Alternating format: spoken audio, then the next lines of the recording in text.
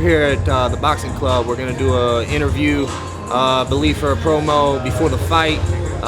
Get the crowd going and talk about my opponent and predictions for the fight, I suppose. So I'm excited to be here. Man, camp's wonderful. I love training. If I wasn't a fighter, I'd still be training. So being able to do it for a living is wonderful. I got great teammates. I got great coaches. Support system behind me is wonderful. So showing up to the gym's the easy part, and hard work's in my blood. So camp's been wonderful. So sick. Oh, I look fancy, huh? Friday night, it's gonna be entertaining to say the least. I'll make that walk, and you'll hear the Nomad Army, the roars in the crowd, and I'll walk away with a victory. Hand getting raised. That's the only thing on my mind. So, yes, sir.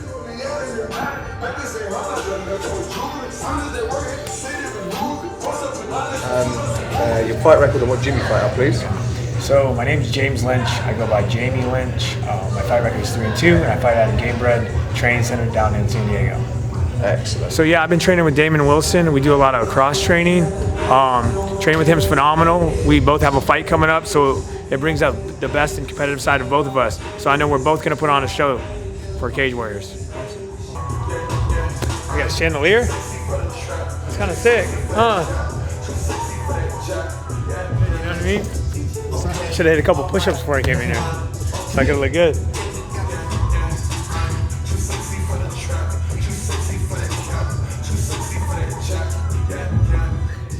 Yeah, honestly, I think for my fight, no disrespect to my opponent, I respect everybody that shows up and goes in there, but I think it's going to end in the first round via TKO or knockout. Either way, it's not making it out. That's my prediction.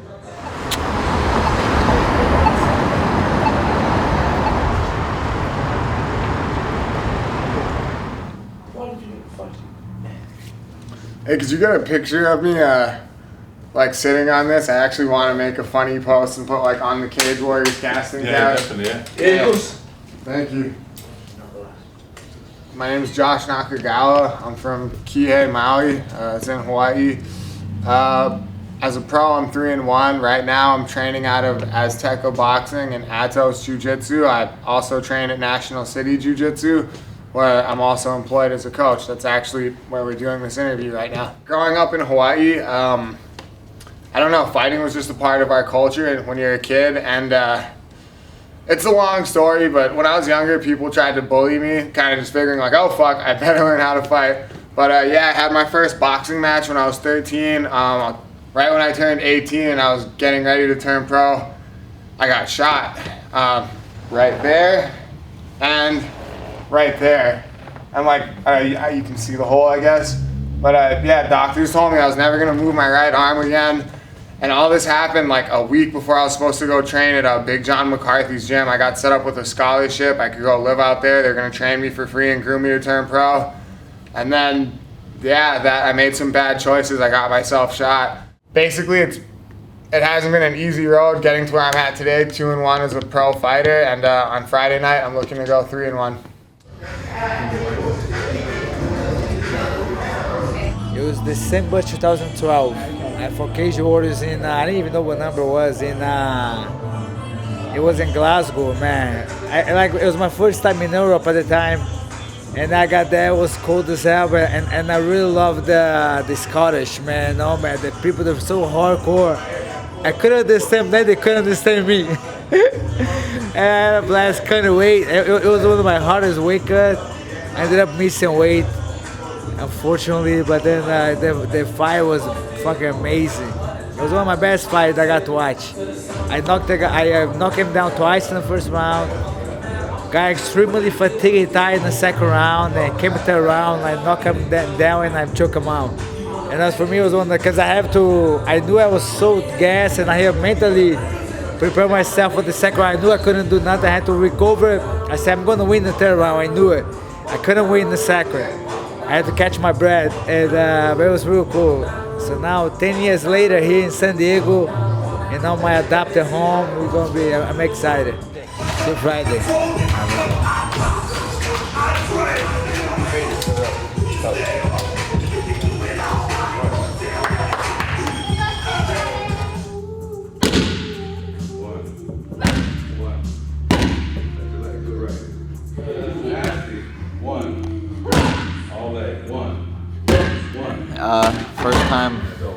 trained out of Team Alpha Male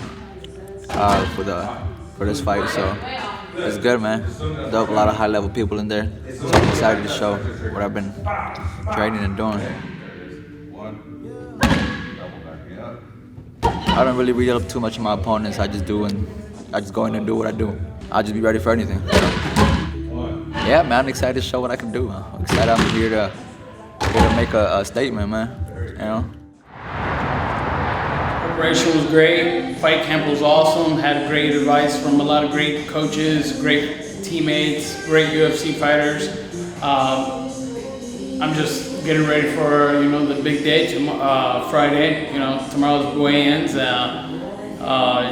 Just everything is going good, smooth, and I think the fight is going to be fantastic. It's going to be great. It's going to be explosive. It's going to be a good fight. It's going to be the opener of the main card, and hope you guys enjoy.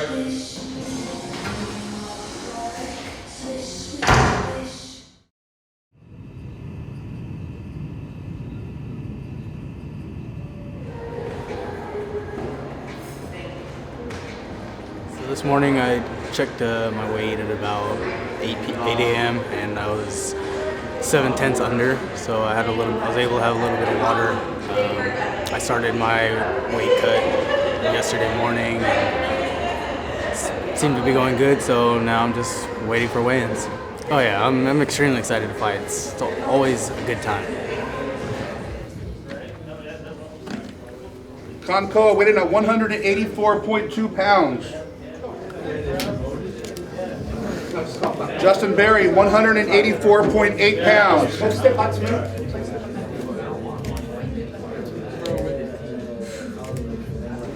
Jose Marscal, 146 pounds even.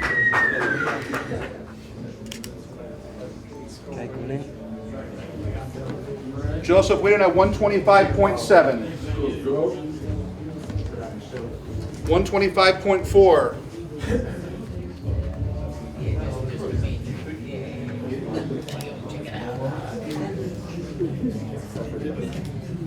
Ryan Billingham, 145.6. Damon Wilson, 145.1.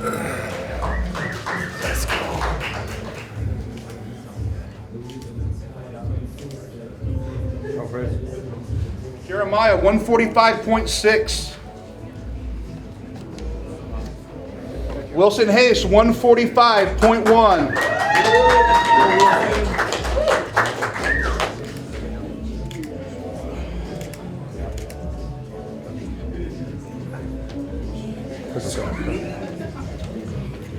Joshua Jones weighted at 155.4.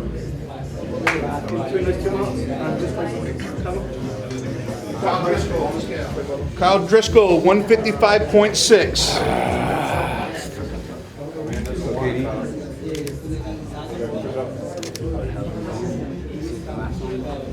Okay, KD. Your time, KD.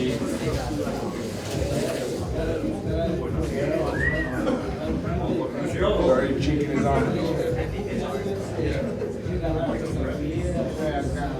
Let's go, guys. Shake hands. Let's go. Let's go, baby. All right, guys. The opening bout.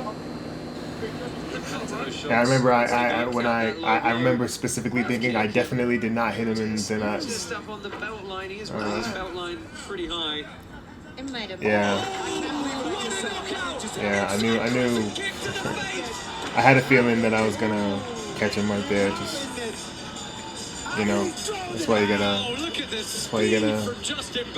gotta be ready for anything. I take a lot of, like Bruce Lee. I take a lot of inspiration from Bruce Lee. He's one of my idols, man. I've read like all of his books, and I've seen all his movies, and more honestly, more as like a martial artist, man. His idea of just like not rejecting any style, like, no way is the way. You take what's useful, reject what's useless, and add what's uniquely your own. And like this kick, I remember, like, I came up from like maybe like more of a traditional Muay Thai background. I studied like Hapkido. I was in Taekwondo when I was a kid, and then I studied, you know, Hapkido when I was a teenager, and then I went into Muay Thai around the same time, and I kind of stuck with Muay Thai. And you don't see this kick too much in Muay Thai. You'll see Senchai throw it and some other like Muay Femu like kind of dudes, but you know, you gotta use everything. Like, I don't believe in MMA that any technique is bad or good. It's just whatever's appropriate. And once I saw like the effectiveness of this kick in training, I was like, yeah, I'm gonna be getting dudes with this. You know what I mean? I'm gonna be hurting dudes with this. Always want to give the fans what, you know, they came to see. So yes, just gonna go out there, do my thing, work my technique, work my art, try to create something beautiful. You know.